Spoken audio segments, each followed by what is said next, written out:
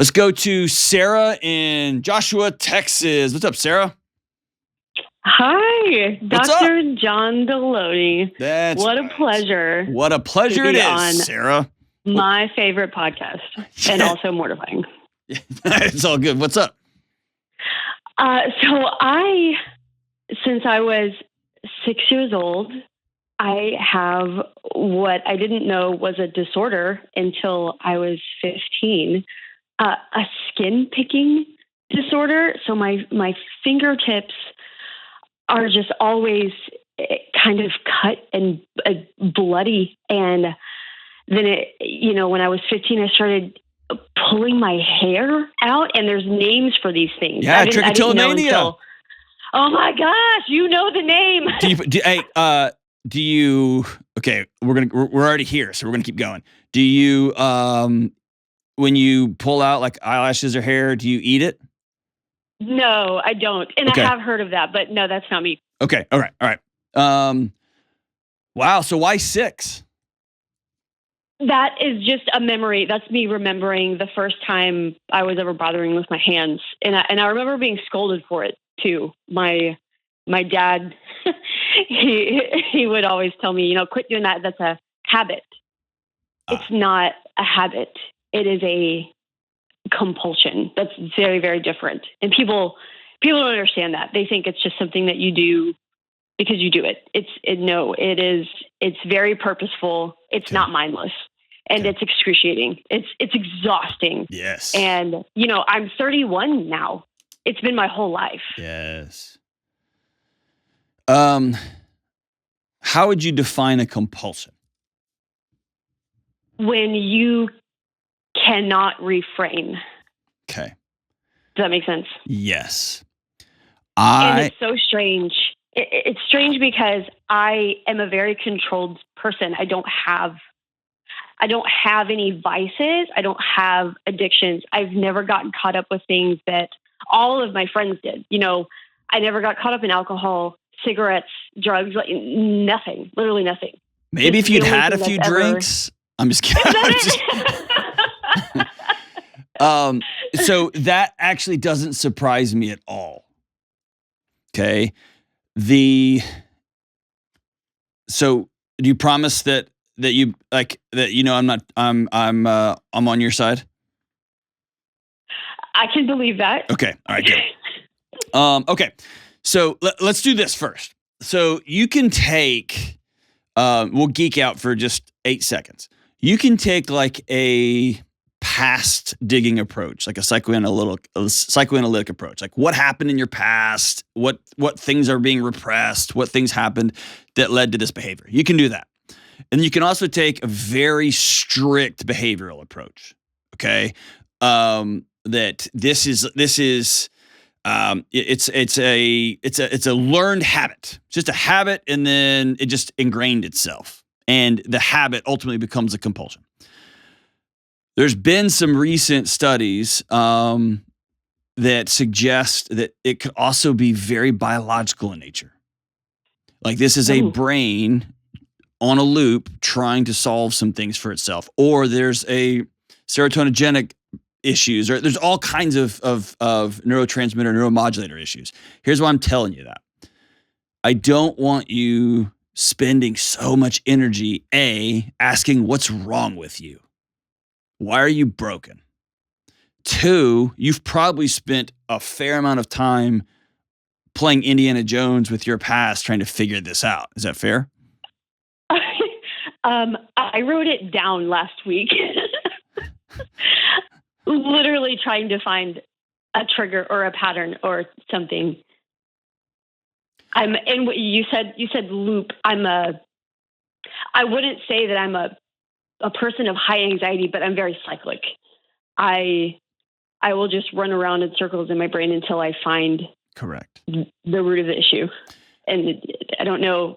Maybe that does define me as high anxiety, but I don't know. I was recently having a conversation with a good buddy of mine who's a psychologist at Brown University in the research hospital. And I have a theory that I'm just working through, and I asked him, I was like, hey, I need to talk through this with you, because as I read more nerd literature, the scientific studies, I'm coming to believe, and I have nothing to back this up. Okay. So this is me just spitballing with my buddy. But he did say, man, I think you are dead on to something. And in fact, he's told me a bunch of other states I didn't know existed. Some out of Kansas, some out of a couple other places that would suggest that. The way we are trained is that OCD, that basically life happens to you, and based off of your genetics, some people get dragged down into depression, other people get spun up into anxiety. But that it's a body reacting to stimulus that it's exceeding its capacity to deal with it. And a derivative of anxiety is OCD. I have been really blown away by some of the neuroimaging around OCD, to the point that I am beginning to wonder, and Alan Shore did some great work here, I think the root is OCD. And depression and anxiety and all of these other downstream things that we try to do is our body's trying to stop the loop. And you are a person of high control who has been told since you were a little girl that the way you control things is gross and disgusting. Quit. And they may have loved you and been incredible and wonderful. But sometimes, depending on what kind of brain you were born with and genetics you were born with and experiences you had, it may just take a splinter, a crack in the way you respond is wrong and who you are is wrong. And your body says, we got to solve for that. And it gets anxious about it. And then it becomes a loop that gets etched into concrete. So my challenge to you is a compulsion is a habit on steroids. I think trying to differentiate between the two of them is a waste of time and energy. Your body has tried to figure out a way to make you feel better, and this is the way it's chosen. Do you wish it was something else? For sure. But this is what you got. And so here's why I tell you something all at this least stuff. It's not visible or obvious, like something I can hide. I can't hide this. That's right. But here's the thing. You can't hate your body into healing. And you have been at war with Sarah since you were 6 years old, right? Yes, absolutely. You've got to make peace with Sarah. And the moment you can, and literally it's a moment, the moment you can begin to, and you've probably heard of ACT therapy, ACT, like acceptance and commitment. You have to switch from war to curiosity. That's your only path forward. Because every time you pull your hair out, you get pissed and you think you screwed up something, or you think, what are you doing? And why are you doing? Oh my gosh. Instead, it's awful. And awful. It's the worst. It's the worst. And people who struggle with binge eating, people who struggle, it's these compulsions, people who smoke, who grab cigarettes, who just sit in their bathroom and have imaginary wars with other people. And it's like, I can't stop fighting somebody in my head. And then I see them at work and my body's like, there they are, kill them. And they're so kind. They're offering me a drink, right?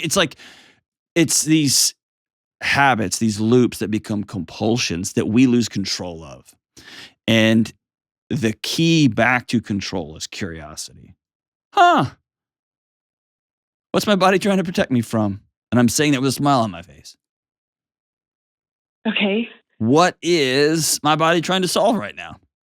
Because it is pulling hair out of itself. And I'm also, you see, I'm putting some gaps between you and what's happening.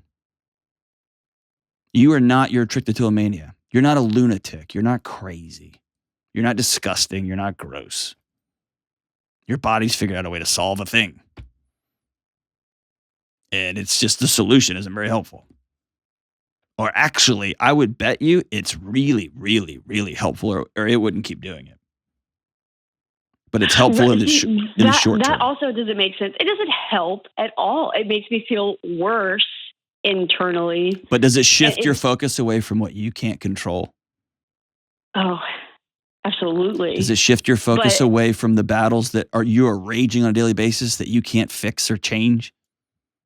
Well, sometimes I'm just trying to work. Like I can't even be at work. I work at a desk, and I actually work remote. I work at home. So I'm just trying to be productive. And it's the only way I can describe it is like someone's tapping on the back of your head. Oh yeah. And you and you are, swatting them away, and you try to make it stop, and it's still tapping on the back of your head until you give your attention to that. Yep. And then the whole day goes by. I haven't been as productive as I want to. And that's only one example. I have children. Like sometimes I can't be present in anywhere else in my life because my fingertips are bothering me. That's so absurd. My eyelashes are bothering me. Who feels their eyelashes? Like, I'm not even supposed to notice those things. Why do I have many? Says who? Oh, I guess just general sane people. See, you've constructed a whole planet about how terrible Sarah is. And she's not. She's not. She's not.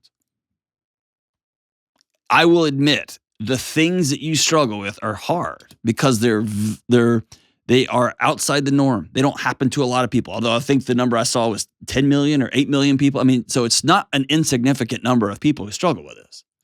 But it is weird if you're sitting there and you're picking at your finger until it's bleeding and you're pulling a piece of hair out the back of your head and you're doing it mindlessly while you're watching TV and you look over and your little son or daughter is staring at you like, what is happening? Yeah, that's unnerving. Exactly. That's weird, right? It is. But you have constructed a character around this of a lunatic, unfit to be a parent, shouldn't be even in an office with people. And you've created a whole person, and you hate that person. Instead of being really compassionate with that person, it's like, hey, I see that. Ooh, let's try this. And at the root of that, I think this is, and again, so some of the neurological stuff can be grooming habits that are wired into us that are just a little bit off the rails. Okay. And so it might be something as simple as, man, I need to take an SSRI. And have you tried that before?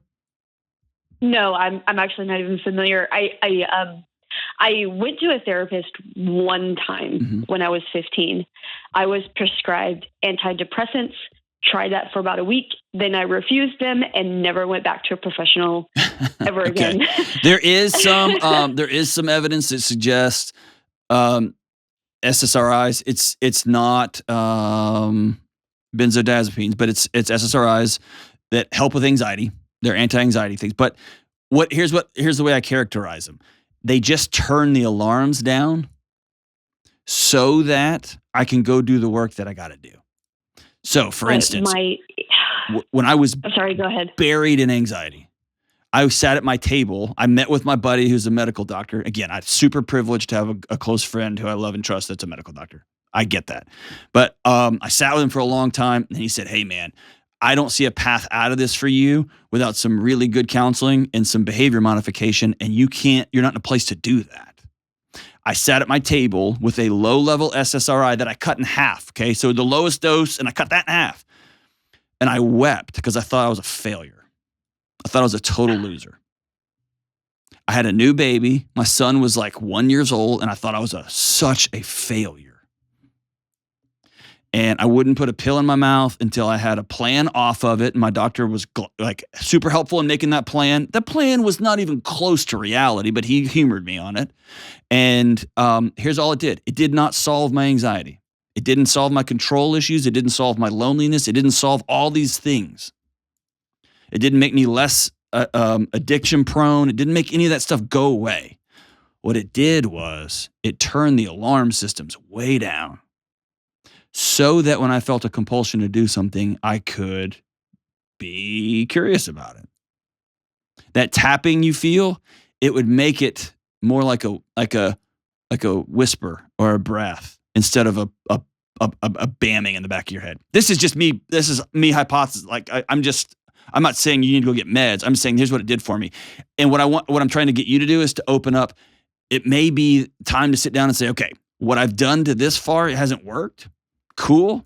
My body's still getting what it needs from me by doing this. I want to stop this behavior, so let's try another avenue. That may be medication. That may be hypnosis. That may be EMDR. That may be several other avenues, but let's give this a shot. Does that make sense? Yes. What I don't want you to do is to give into despair and quit and think you're screwed up and broken. Because here's why. You start to turn from your kids. Fair? Yeah. And you create space between your kids. Are you married? No. Okay. You create space between romantic partners, and they think it's their fault. Is that fair? Yeah, I could see that.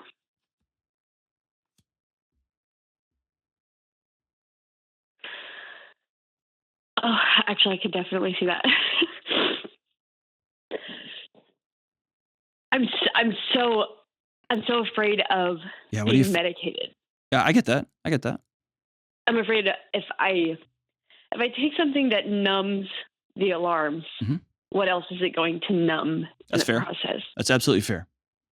And there's certain drugs that I have written into my psychiatric power of attorney that I won't have in my body because they turn joy and pain off at the same switch, right? And so that's terrifying. Yeah, it is. And also, I can just tell you my experience. I'm somebody who does not advocate for medication, and it was a powerful tool in my toolkit when I was getting well. And I haven't been on it in years and years. But for a season, man, it was powerful. And again, that might not be your journey. What you need to do is figure out ways you can make peace with Sarah, because you can't over control Sarah, because this whole thing is a control response. Or maybe a biological thing, which then you're going to need medication as though you have a heart. And just be grateful that you live in this one weird sliver of time and we have all of this, incredible technology. Right. But all of this, That's here's fair. the deal. All of this is making peace with Sarah. Will you do me just, of all the favors I'm asking? One, I think you should go talk to somebody. Not because you're broken, but because you have tried to fix the plumbing under your house and you're like, I don't know how to do what's next. That's it. You just have a professional's going to have different skills. You're not screwed up. You're not broken. You're not, you just don't have the skill set there. That's great. That's awesome. You have tried and you've been like, all right, I need someone with different skills. Luckily, there's people who went to college for a long time to learn how those skills that can help. Okay. That's number one. Underneath that, number two is, I want you to keep a journal, and I want you to begin to write 5 things a day that you love about Sarah. Okay. I've actually never journaled before.